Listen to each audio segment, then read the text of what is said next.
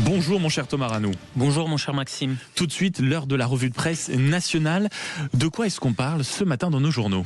Eh bien, aujourd'hui en France se penche sur un phénomène, ces entreprises contraintes au déménagement.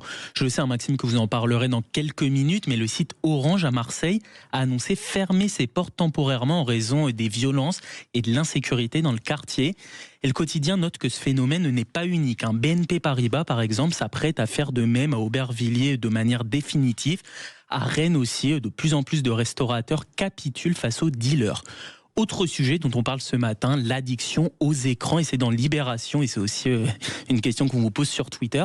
Le journal se demande pourquoi Emmanuel Macron monte d'un cran. C'est vrai que le président, qui a déjà pris la décision d'interdire les réseaux sociaux aux moins de 15 ans, a annoncé cette fois-ci que les smartphones seront probablement interdits dans les lycées à partir de la rentrée. Le journal note que le chef de l'État est soucieux d'enrayer le désastre sanitaire que prédisent tous les spécialistes et rapporte des propos d'Emmanuel Macron qu'il aurait tenus en off.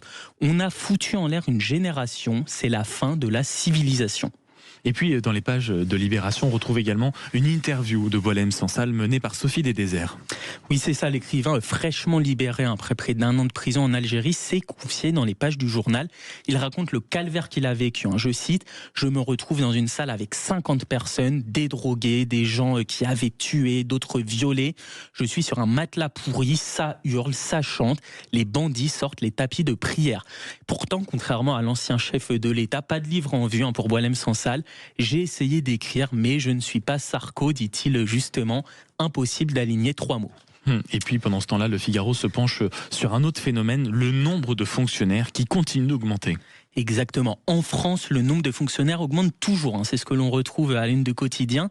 Alors que l'emploi baisse depuis des mois dans le secteur privé, les effectifs de la fonction publique se sont encore accrus de 16 000 agents au 3e trimestre, lit-on. Comment l'exécutif a abandonné l'ambition de réduire le nombre de fonctionnaires, s'interroge le journal, qui note qu'en 26 ans, les effectifs de la fonction publique ont cru de 24%, alors que parallèlement, l'État cherche constamment à faire des économies. Une solution pour les prochaines années, c'est le développement de l'IA qui pourrait, selon le Figaro, permettre au secteur public d'économiser de l'argent.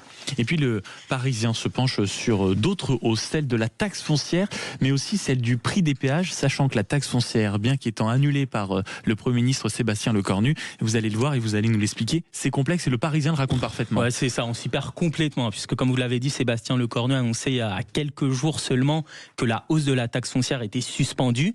Et bien pourtant, selon le Parisien, en 2026, elle augmentera bien et pour tout le monde. Le journal se réfère à une estimation de l'INSEE, une augmentation qui sera de 0,8%. Et alors, en ce qui concerne les péages, ça devient un rituel chaque année aussi.